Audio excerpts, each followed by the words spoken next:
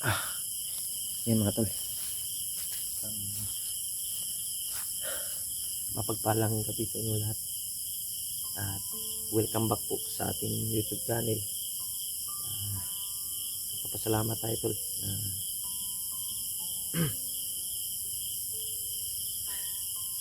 pumuntak sa atin yung bandido na may hawak ng cellphone ni Julius. Thank you so much sa lahat ng walang sawang sumusuporta sa atin at nagmamahal. Yun. Ay, nandito pa tayo sa area at puntahan ko yung sinasabi ng bandido na may hawak ng cellphone ni Julius.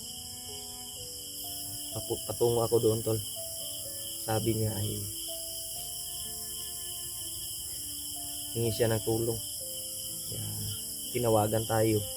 Buti na kahanap siya ng signal at naka-contact sa atin. Kaya yun ay kami nagkwentuhan. Sabi niya ay nangailangan siya ng tulong. Nag-send din ako ng location. Doon kami magkikita. Papunta tayo doon tol. Dating nadaanan na natin. Sana tol ay ipagdasal niyo po na walang masamang mangyari sa kanya at lalong lalo na sa atin at magkikita kami. Medyo gabi na yung papunta sana ako doon sa area na yung daanan na nakita ko pagka may tindahan doon, pero bumalik ako tol dahil maraming mga bandido na nakaharang, hindi tayo makahanap ng tiyempo. Ang ginawa ko ay sa kabila ako dumaan. Buti lang tumawag yung bandido na may hawak ng cellphone ni Julius. Ngayon ay nakontak natin at sinabi niya lahat sa atin. Kaya salamat tayo tol sa lahat ng nagsishare ng mga video natin. Pagsuporta po sa lahat ng walang sawang sumusuporta.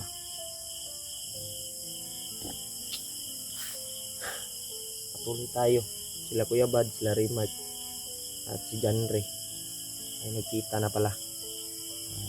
Pababa sila tol. Kaya tayo ay bababa tayo, pero iniisip ko yung kalagayan ng kasamahan natin, si Julius. Kailangan naming ma-rescue. At bago tayo bababa tol ay gusto ko sanang makuha si Julius makasama para makababa kaming lahat, maligtas ba.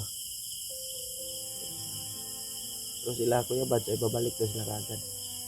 Nakita ko yung video nila.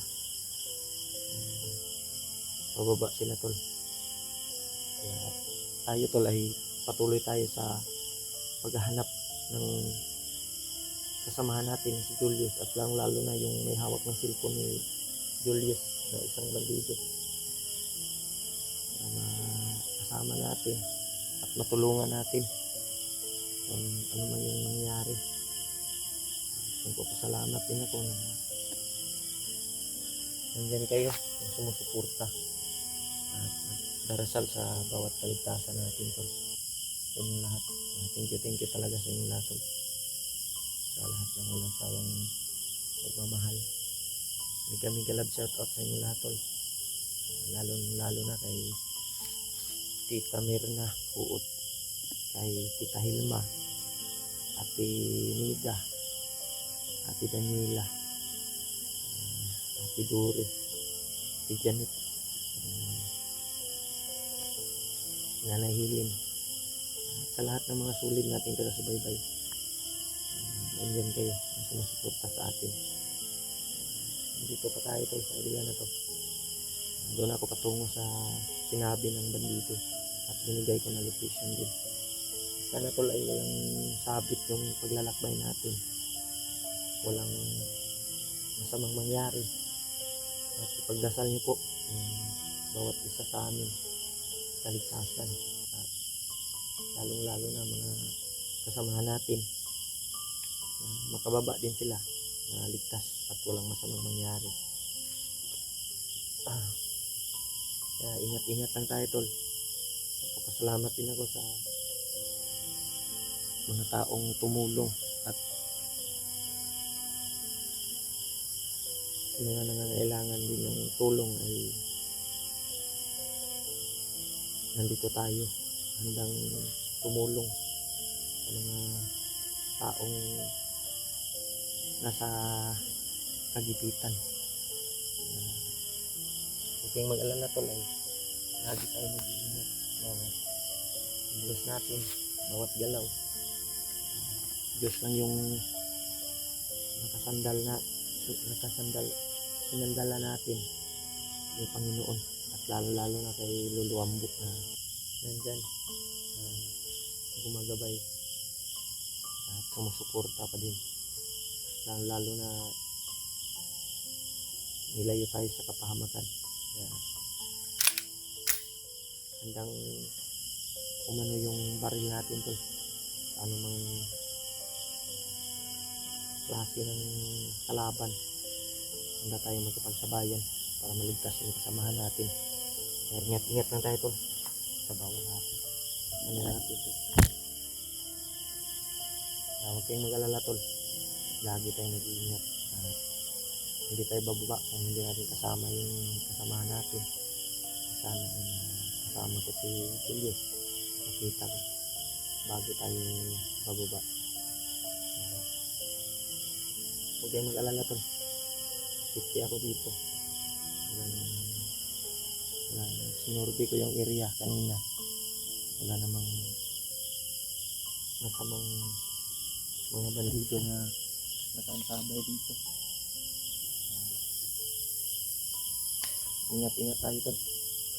Hindi lang tayo kumpiyansa bawat natin kilos. Hindi natin alam baka may sa paligid ba. Yan.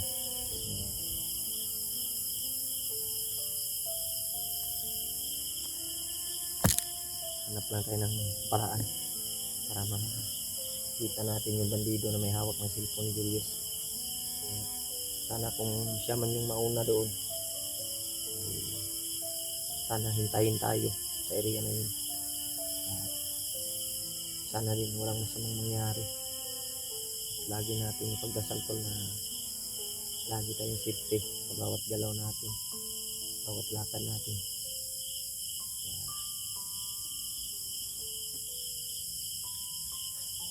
Gustuhin ko man sanang bumaba, tol, pero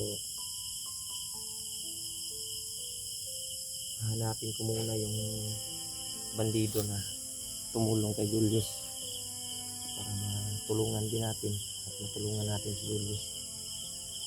Makasama natin, tol. Masagip yung buhay ni Julius.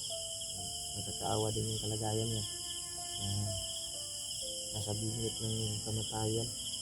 Sinusok pa yung mata. Kaya kailangan talaga ng tulong natin.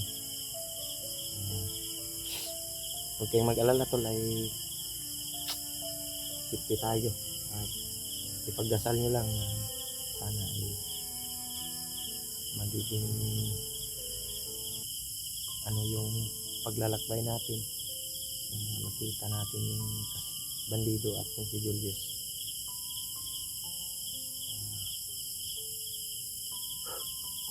Kanina, tol, ay nakahanap ako nakakita ako ng mga bala. May bandido kasi akong pinaslang na 3 bandido. Kinuhanan ko ng bala at magasin. Saktong-sakto naman sa baril natin. Nadagdagan naman yung bala natin dito. At nagiging 5 magasin na to. Huwag kayong mag-alala, tol, sa lahat ng mga sulit nating taga-subaybay na nagme-message sa atin. Nandito pa tayo. Lagi tayong mag-iingat.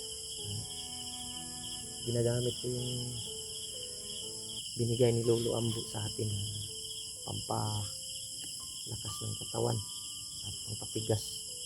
Kaya hindi na tayo basta-basta makita ng mga commander o mga bandido na yan.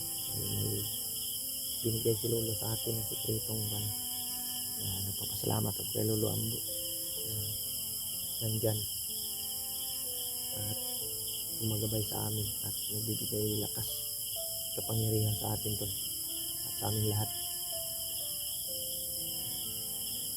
Kaya patuloy tayo.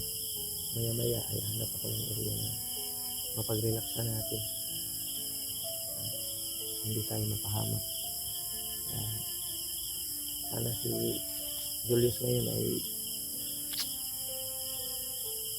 hindi siya mapuruhan sa anumang nangyari sa kanyang katawan, sa kanyang sana tol ay walang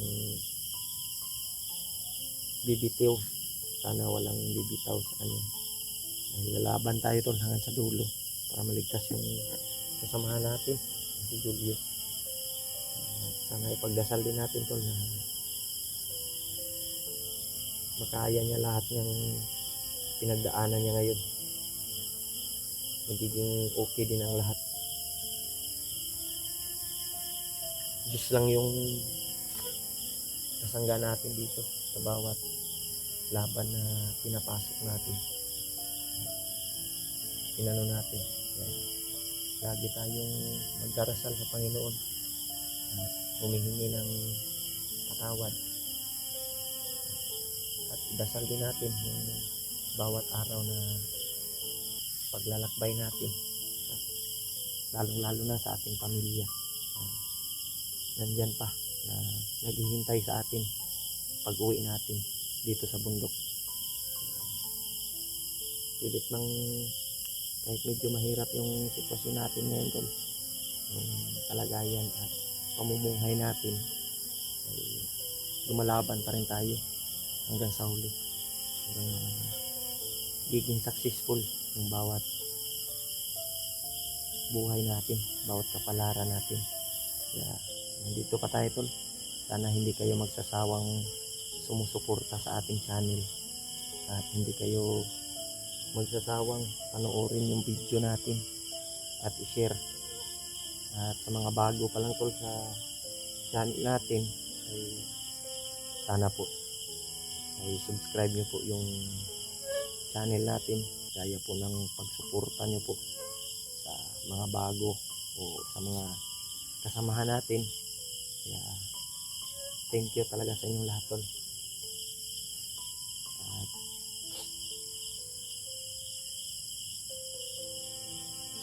hanap sana ako ng pagkain, pero kanina natawagan ako ng bandido kasi may hawak ng cellphone ni Julius, kaya dali-dali akong umiwas. Nakahanap na sana ako ng daanan patungo doon sa pababa doon sa may mga bahay na nakita ko, may tindahan. Kaya hindi ako natuloy dahil tumawag sa akin yung bandido na may hawak ng cellphone ni Julius at humingi siya ng tulong tol. At agad ko namang sinabihan na punta ka doon sa area na isisend ko sa'yo.